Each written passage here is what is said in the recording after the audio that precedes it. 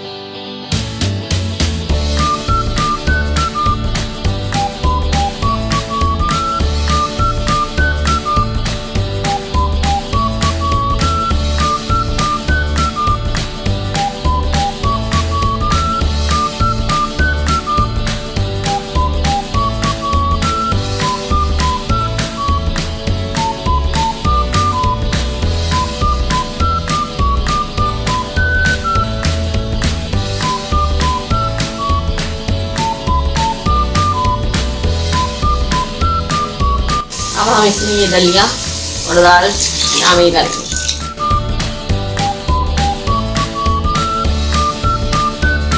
पानी की कोई मिकदार नहीं है, पानी बहुत सारा डालना है ताकि ये अच्छी तरह पक सके।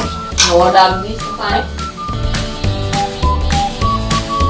ये देखें मैंने इतना पानी डाला है क्योंकि ये पकेगा, गलेगा, फूलेगा और डलेगा इसमें। फिलहाल इसमें उबाल आए तो इसको हम मध्य आंच पर पकने रख देंगे।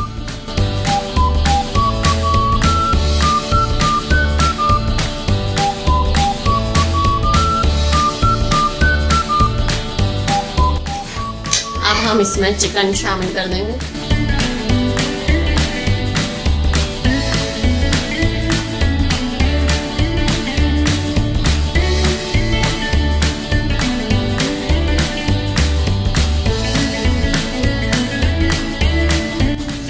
इसमें हम और पानी डालेंगे।